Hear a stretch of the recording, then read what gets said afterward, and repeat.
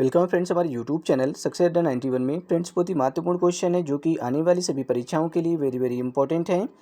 तो फ्रेंड्स बिल्कुल भी वीडियो को स्किप ना करें और पूरा वीडियो लास्ट तक देखें। फ्रेंड्स सभी क्वेश्चन प्रीवियस ईयर में पूछे गए हैं और मोस्ट रिपीटेड क्वेश्चन है फ्रेंड्स। ठीक है, आज की जो क्लास है फ्रेंड्स वो एबनॉर्मल चाइल्ड बर्थ से संबंधित है। चलिए फ्रेंड्स शुरू करते हैं। फर्स्ट क्वेश्चन आपकी स्क्रीन पर है, आप लोग जितना हो सके कमेंट बॉक्स में आंसर देंगे। शोल्डर डिस्टोसिया में मुख्य रूप से प्रभावित होने वाली नस कौन सी होती है? अच्छे से पढ़ें फिर आंसर दें। सभी रिपीटेड क्वेश्चन है friends. Which nerve is primarily affected in shoulder dystocia? बताएं भाई क्या होगा इसका right answer. Which nerve is primarily affected in shoulder dystocia? Shoulder dystocia में मुख्य रूप से कौन सी नस प्रभावित होती है? तो कई बार आपने पढ़ा होगा इन क्वेश्चनों को फ्रेंड्स। ऑप्शन सी यहाँ पे आपका राइट होगा, ब्रेकियल प्लेक्सस। ठीक है, ऑप्शन सी यहाँ पे आपका राइट होगा, ब्रेकियल प्लेक्सस। एक्सप्लेन को आप देख लें। ये फ्रेंड्स 2018 में क्वेश्चन पूछा गया है। ठीक है, शोल्डर डिस्टोसिया में बच्चे के कंधे जन्म के दौरान अटक जाते हैं। ठीक है, जिससे ब्रेकियल प्लेक्सस इंजरी होने की जो संभावना है वो बढ़ जाती है।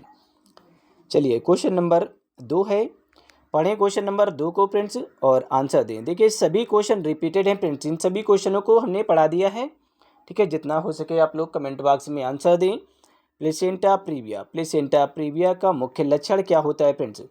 इसमें मेन सिम्टम्स क्या होता है? What is the primary symptoms of placenta previa? कई बार आपने पढ़ा होगा।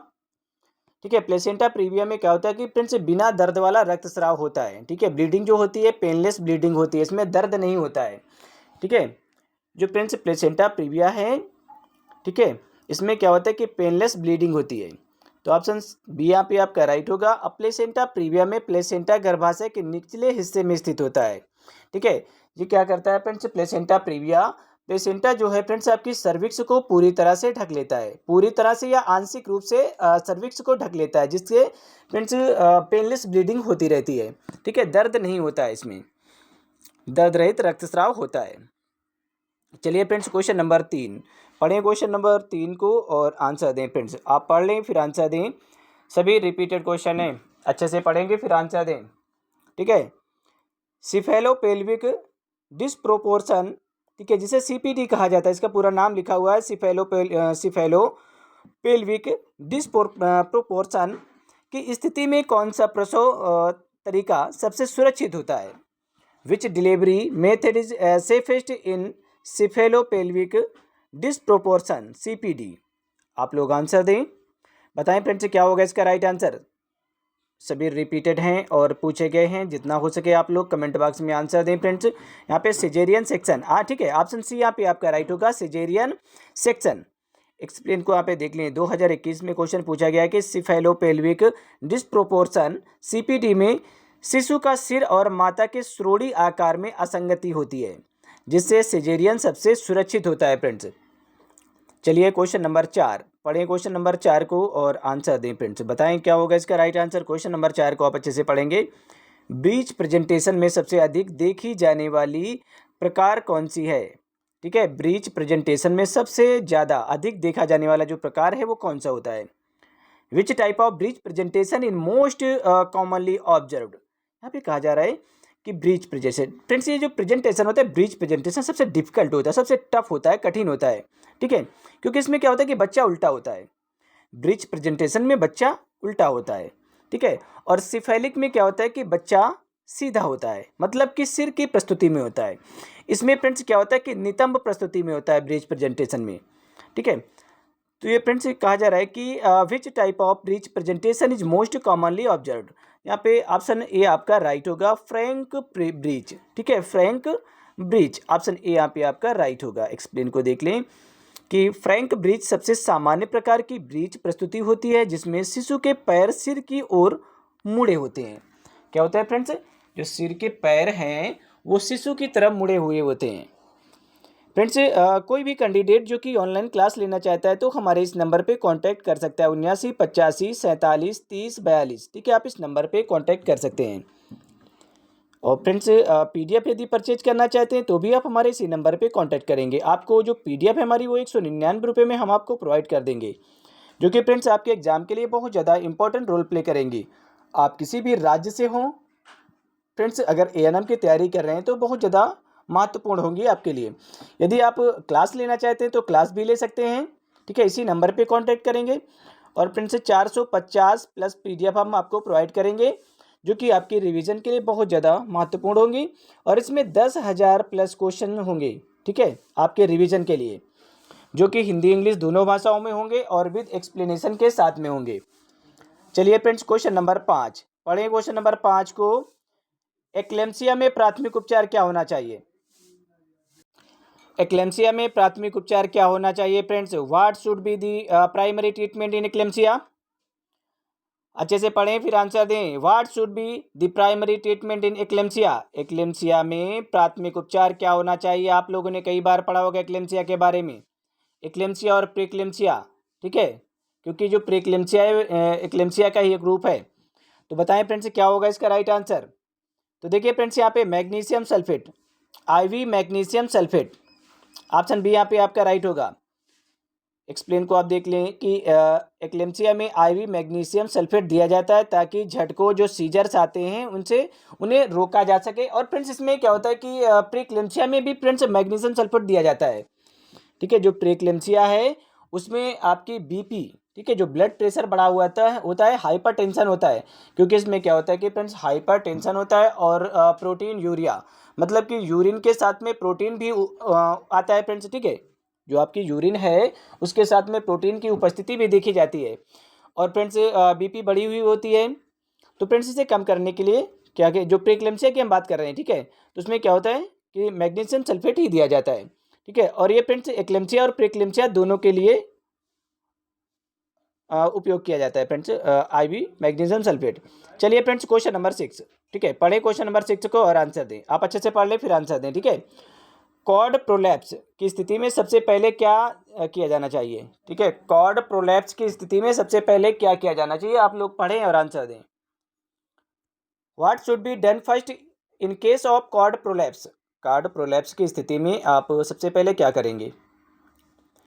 पढ़ें और आंसर दें। कॉर्ड प्रोलैप्स, इसकी स्थिति में सबसे पहले आप क्या करेंगे फ्रेंड्स? आप लोग आंसर दें, अच्छे से पढ़ें फिर आंसर दें, ठीक है। आपको पता होगा कि कॉर्ड प्रोलैप्स होता क्या है, ठीक है। अगर आपको पता है तो आप आंसर दे पाएंगे। तो देखिए फ्रेंड्स, यहाँ पे ऑप्शन सी आपका राइट होगा। Place the mother in knee chest position, माँ को घुटने छाती की स्थिति में रखना, ठीक है।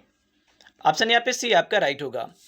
कॉर्ड प्रोलैप्स में शिशु पर दबाव कम करने के लिए घुटने छाती की स्थिति दी जाती है। कॉर्ड प्रोलैप्स में फ्रेंड्स क्या होता है कि शिशु पर दबाव कम करने के लिए घुटने छाती की जो पोजीशन होती है फ्रेंड्स वो दी जाती है। Place the mother in knee chest position, ठीक है, और आपातकालीन सिजेरियन कराया जाता है, ठीक है। तो चलिए फ्रेंड्स, क्वेश्चन नंबर 7 पढ़ें। क्वेश्चन नंबर 7 को अच्छे से पढ़ें फिर आंसर दें। ऑब्स्ट्रक्टेड लेबर में सबसे आम कारण क्या होता है? What is the most common cause of obstructed labour? पढ़ें और आंसर दें। ऑब्स्ट्रक्टेड लेबर में सबसे आम कारण क्या होता है? क्या है ये ऑब्स्ट्रक्टेड लेबर? ऑब्स्ट्रक्टेड लेबर, इसमें सबसे आम कारण क्या होता है friends? Placenta previa, cephalo pelvic disproportion, या फिर यूट्राइन इंसर्सिया, और या फिर फ्रेंड्स मल्टीपल प्रेगनेंसी, क्या होता है? तो देखिए यहाँ पे फ्रेंड्स बी नंबर आपका राइट होगा, cephalo pelvic disproportion, CPD। Option B यहाँ पे आपका राइट होगा। एक्सप्लेन को देख लें। 2018 में पूछा गया क्वेश्चन है कि जब भ्रूण का सिर और माँ का श्रोणि यहाँ पे अनुपातहीन होता है, जब माँ का सिर और माँ का जो श्रोणि होती है फ्रेंड्स ये अनुपातहीन होता है तो फ्रेंड्स प्रसव में बाधा उत्पन्न कर सकता है, ठीक है। चलिए क्वेश्चन नंबर 8 पढ़ें। क्वेश्चन नंबर 8 को बताएं क्या होगा इसका राइट आंसर। आप अच्छे से पढ़ें फिर आंसर दें। देखिए सभी क्वेश्चन रिपीटेड हैं और ये कई बार पूछे गए। एमनियोटिक फ्लूइड एम्बोलिज्म, AFE का सबसे खतरनाक प्रभाव क्या होता है? एमनियोटिक एम्बोलिज्म जो फ्लूइड एम्बोलिज्म है इसका सबसे खतरनाक प्रभाव कहाँ पे होता है? What is the most dangerous effect of amniotic fluid embolism? सबसे खतरनाक प्रभाव कहाँ पे होता है?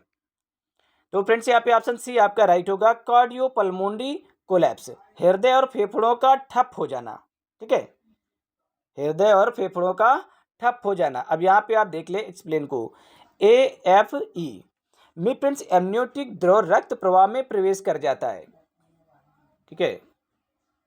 एमनियोटिक फ्लूइड एम्बोलिज्म में क्या होता है कि एमनियोटिक द्रव जो होता है वो रक्त प्रवाह में अगर प्रवेश कर जाता है, इंटर कर जाता है, तो इसमें फ्रेंड्स क्या होता है कि हृदय और फेफड़ों की जो क्रिया है वो बंद हो जाती है।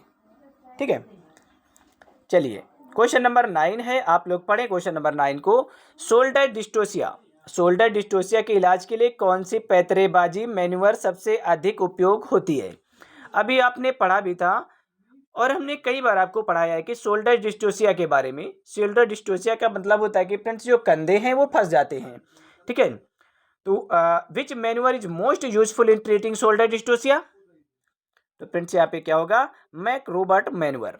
ठीक है, ऑप्शन बी आपका राइट होगा, मैक रोबर्ट मैन्युअर। ये फ्रेंड्स पैतरेबाजी उपयोग की जाती है, एक टेक्निक होती है, एक तरीका होता है।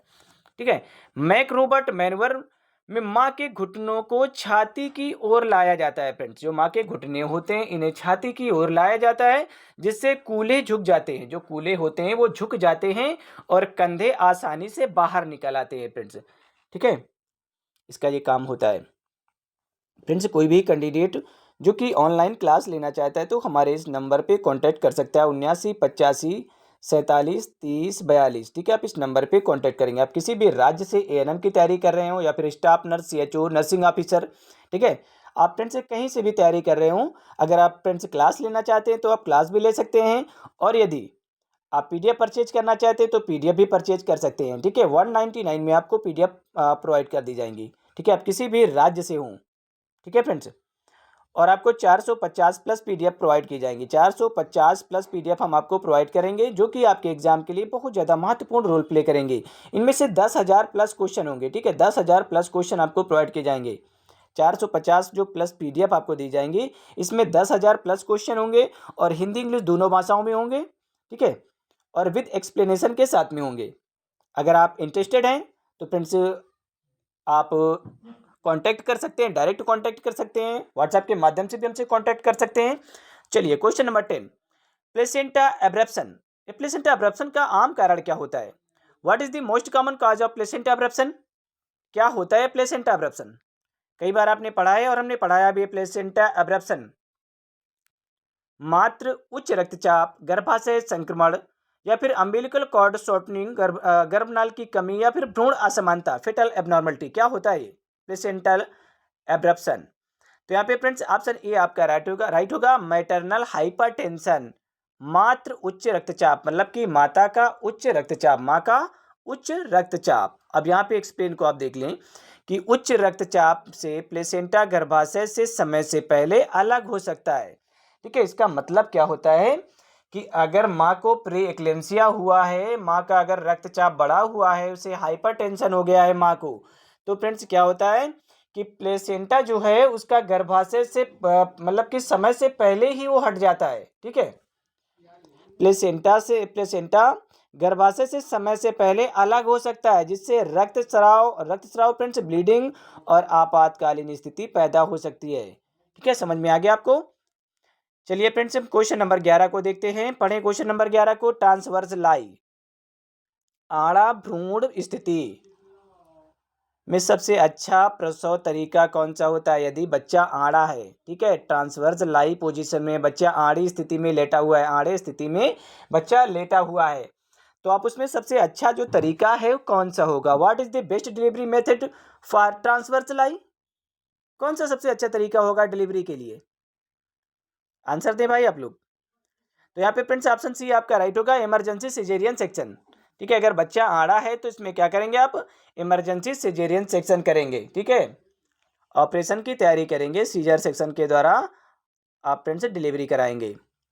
ठीक है, बच्चा आड़ी स्थिति में अगर है तो। ट्रांसवर्स लाई में शिशु आड़ा होता है, इसलिए योनि प्रसव संभव नहीं होता है। इसमें क्या होता है कि बहुत रेयर केस में फ्रेंड्स मुश्किल हो जाता है आड़ी स्थिति में, इसलिए सिजेरियन आवश्यक हो जाता है। चलिए क्वेश्चन नंबर 12 है, पढ़ें क्वेश्चन नंबर 12 को। ठीक है, 12 नंबर क्वेश्चन को आप पढ़ें और आंसर दें कि यूट्राइन रैप्चर, गर्भाशय फटने का सबसे बड़ा खतरा किस स्थिति में होता है? कब फ्रेंड्स जो गर्भाशय वो फट जाता है? बताएं क्या होगा इसका राइट आंसर? फ्रेंड्स गेस करें। ये देखिए कई बार आपने पढ़ा भी होगा, बहुत ही सिंपल क्वेश्चन है, सभी रिपीटेड हैं। Which condition poses the highest risk of uterine rupture. ये गर्भाशय जो होता है फ्रेंड्स, कब फटने का खतरा होता है, कब बढ़ जाता है फटने का खतरा। तो यहाँ पे फ्रेंड्स ऑप्शन ए आपका राइट होगा। प्रीवियस सी सेक्शन में, पूर्व सिजेरियन में, मतलब कि पहले ऑपरेशन हो चुका है और फ्रेंड्स दोबारा प्रेगनेंसी कंसीव हुई है और फिर से फ्रेंड्स क्या होगा कि डिलीवरी होनी है। ठीक है, तो उस स्थिति में क्या होता है कि जो टाँके होते हैं उनके खुलने का खतरा बढ़ जाता है फ्रेंड्स, वो खुल सकते हैं। ठीक है, इसीलिए तो फ्रेंड्स 1 या 2 बच्चे ही पैदा करने की सलाह दी जाती है। ठीक है, तो यहाँ पे प्रीवियस सी सेक्शन, अगर पहले प्रीवियस सेक्शन हो चुका है, मतलब सी सेक्शन सिजेरियन सेक्शन पहले आप करा चुके हैं, ठीक है, तो उसमें क्या होता है कि यूट्राइन रैप्चर होने का खतरा बढ़ जाता है। ये 2018 में क्वेश्चन पूछा गया था कि पहले सिजेरियन कराने वाली महिलाओं में पुराने सिजेरियन स्कार के टूटने का खतरा रहता है। जो टाके वगैरह लगे होते हैं फ्रेंड्स, सूचर वगैरह, तो उनके टूटने का खतरा बढ़ जाता है, जिससे गर्भाशय फट सकता है। ठीक है, कहीं भी कोई भी क्वेश्चन अगर आपको नहीं समझ में आ रहा है तो आप हमें व्हाट्सएप के जरिए से उस क्वेश्चन का स्क्रीनशॉट लेकर भेज सकते हैं। ठीक है, आपको एडवांस रिप्लाई दिया जाएगा और पूरे फ्रेंड्स एक्सप्लेनेशन के साथ में आपको समझाया जाएगा। कोई भी क्वेश्चन कहीं भी आपको दिक्कत आती हो किसी भी क्वेश्चन को लेकर, ठीक है, किसी भी फ्रेंड्स क्लास का हो, आप हमें ज़रूर सेंड कर सकते हैं, भेज सकते हैं। ठीक है, चलिए क्वेश्चन नंबर यहाँ पे 13 है, 13 नंबर क्वेश्चन है, आप लोग पढ़ें और आंसर दें। नियोनाटल रिससाइटेशन में पहला कदम क्या होता है? What is the first step in neonatal resuscitation? पहला स्टेप क्या होगा फ्रेंड्स? नियोनाटल रिससाइटेशन में पहला कदम क्या होगा? अच्छे क्वेश्चन है, सभी रिपीटेड हैं ये। ठीक है, यहाँ पे ऑप्शन ए आपका राइट होगा, सक्शनिंग ऑफ एयरवे, वायु मार्ग को साफ करना। सबसे पहला फ्रेंड्स जो कदम होगा, जो आप एयरवे को साफ करेंगे। ठीक है, चलिए क्वेश्चन ये फ्रेंड्स 2017 में पूछा गया था क्वेश्चन। नवजात पुनर्जीवन नियोनाटल रिससाइटेशन में सबसे पहला जो कदम होता है वो बच्चे के वायु मार्ग को साफ करना होता है ताकि वह आसानी से सांस ले सके। चलिए फ्रेंड्स क्वेश्चन नंबर 14 है, 14 नंबर क्वेश्चन है, आप लोग पढ़ें और आंसर दें। प्री टर्म लेबर, अप्रौढ़ प्रसव, प्री टर्म लेबर मतलब कि समय से पहले बेबी का जन्म हो जाना। ठीक है, प्री टर्म लेबर कहलाता है। इसको रोकने के लिए कौन सी दवा दी जाती है? कौन सी दवा दी जाती है फ्रेंड्स इसे रोकने के लिए? Which drug is given to prevent preterm labour? Preterm labour को रोकने के लिए कौन सी मेडिसिन दी जाती है? तो फ्रेंड्स ये टर्बुटालाइन दी जाती है। ठीक है, बी नंबर यहाँ पे आपका राइट होगा, टर्बुटालाइन दी जाती है। चलिए यहाँ पे एक्सप्लेन को आप देख लें कि टर्बुटालाइन एक टोकोलिटिक दवा होती है फ्रेंड्स। ये टर्बुटालाइन एक टोकोलिटिक दवा होती है जो कि गर्भाशय के संकुचन की क्रिया को रोकने में मदद करता है, गर्भाशय को संकुचित नहीं होने देता है और अप्रौढ़ प्रसव को टाल सकती है। ठीक है, प्री टर्म जो लेबर होता है उसे फ्रेंड्स आगे बढ़ा सकती है। ठीक है, उसे रोक कर रखती है। चलिए फ्रेंड्स 15 नंबर क्वेश्चन है, आप लोग पढ़ें और आंसर दें। क्वेश्चन नंबर 15, प्रेक्लेम्सिया के गंभीर मामले में किस लक्षण का निरीक्षण किया जाता है? Which symptom is observed in severe preeclampsia? बताएं भाई क्या होगा इसका राइट आंसर? प्रेक्लेम्सिया के बारे में बात की जा रही है, आप लोग अच्छे से पढ़ें और आंसर दें। प्रेक्लेम्सिया, तो देखिए यहाँ पे बी नंबर आपका राइट होगा, सीवियर हेडेक, बहुत ज़्यादा। प्रेक्लेम्सिया कब होगा फ्रेंड्स? जब बहुत ज़्यादा आपको क्या होता है? सीवियर हेडेक, गंभीर सिर में दर्द अगर हो रहा है, ठीक है, असहनीय दर्द हो रहा है आपके सर में, तो मतलब है कि प्रेक्लेम्सिया होना संभव है। ठीक है, यहाँ पे प्रेक्लेम्सिया में उच्च रक्तचाप, प्रोटीन युक्त मूत्र और गंभीर सिर दर्द हो सकता है। ठीक है, और जो रक्तचाप की गंभीरता को दर्शाता है फ्रेंड्स। अगर आपका सर में दर्द हो रहा है, बहुत ज़्यादा सीवियर हेडेक है फ्रेंड्स, पेन है, तो आप क्या करेंगे? तुरंत अपने डॉक्टर से, जो गायनिकोलॉजिस्ट है, आप तुरंत उससे संपर्क करेंगे, गायनिकेयर से। ठीक है, ये 2018 में क्वेश्चन पूछा गया था। चलिए फ्रेंड्स 16 नंबर क्वेश्चन है, आप पढ़ें और आंसर दें। 16 नंबर क्वेश्चन को आप अच्छे से पढ़ेंगे। Twin to twin transfusion syndrome किस प्रकार की गर्भावस्था में पाया जाता है? ये twin to twin transfusion syndrome किस प्रकार की प्रेगनेंसी या गर्भावस्था में होता है फ्रेंड्स? बताएं भाई, सिंपल क्वेश्चन है, सभी रिपीटेड है, कई बार आपने पढ़ा भी होगा, हमने पढ़ाया भी है क्वेश्चन। तो देखिए फ्रेंड्स यहाँ पे ऑप्शन ए आपका राइट होगा, मोनोकोरियोनिक डाई एमनियोटिक ट्विंस। ठीक है, ऑप्शन ए आपका राइट होगा। एक्सप्लेन को देख लें फ्रेंड्स कि 2020 में क्वेश्चन पूछा गया था।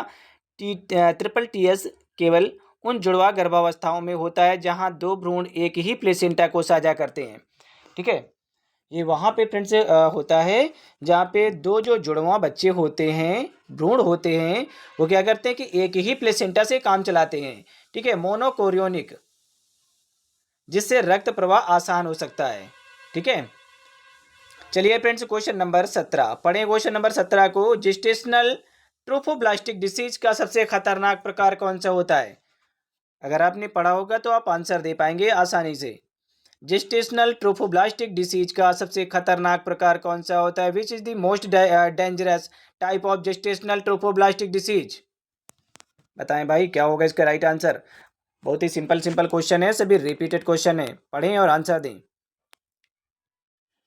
तो फ्रेंड्स, यहाँ पे ऑप्शन बी आपका राइट होगा, कोरियो कार्सिनोमा। ठीक है, कोरियो कार्सिनोमा। एक्सप्लेन को यहाँ पे देख लें कि कोरियो कार्सिनोमा एक दुर्लभ लेकिन आक्रामक कैंसर है जो प्लेसेंटा की कोशिकाओं से उत्पन्न होता है और तेजी से शरीर में फैल सकता है।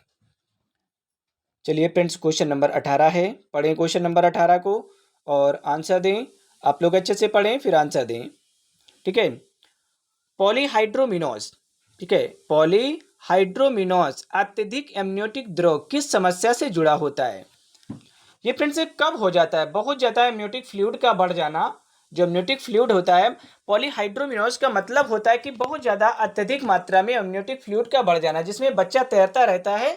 ठीक है, वो जो एमनियोटिक फ्लूइड होता है वो ज़्यादा मात्रा में बढ़ जाता है। तो इसका मतलब क्या होता है, क्यों बढ़ जाता है?